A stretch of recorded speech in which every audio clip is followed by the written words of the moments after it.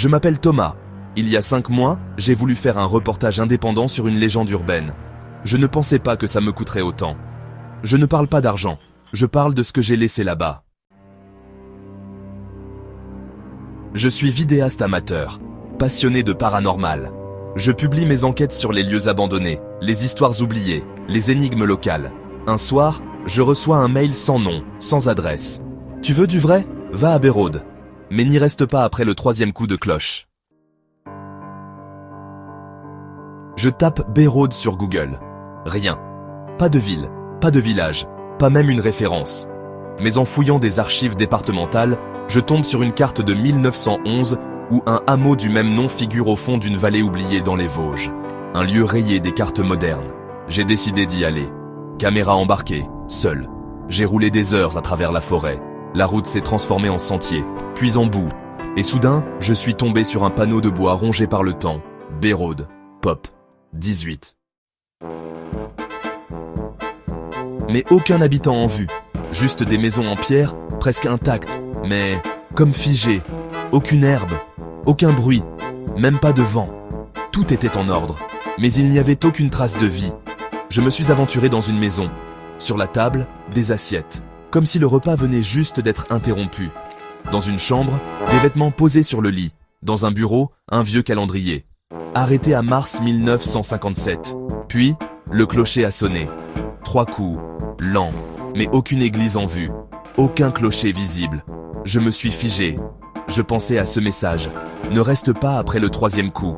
Mais j'étais là pour enquêter. J'ai voulu rester. Je suis sorti avec ma caméra. J'ai commencé à filmer. Et c'est là que je l'ai vu. Un homme. Vieux. Très mince. Il me regardait depuis l'autre côté de la rue. Il ne bougeait pas. Il ne clignait pas des yeux. Je lui ai parlé. Aucune réponse.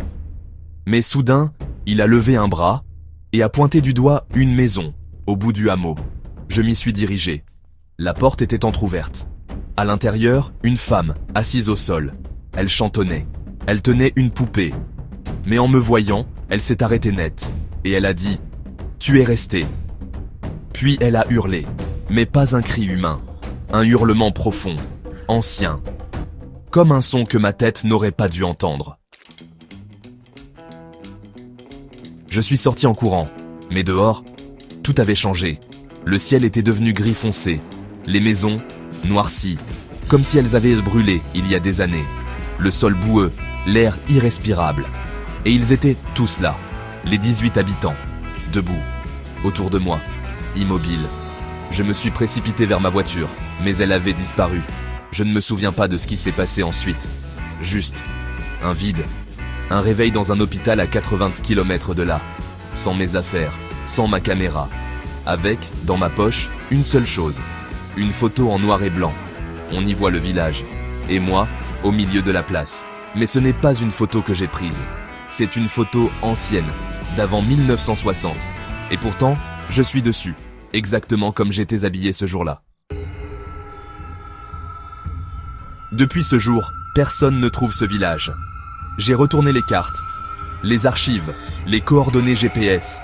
Rien. C'est comme si ça n'avait jamais existé. Mais parfois, dans mes rêves, j'entends la cloche, 3 coups, et je revois les visages, figés. Mais cette fois, ils sourient.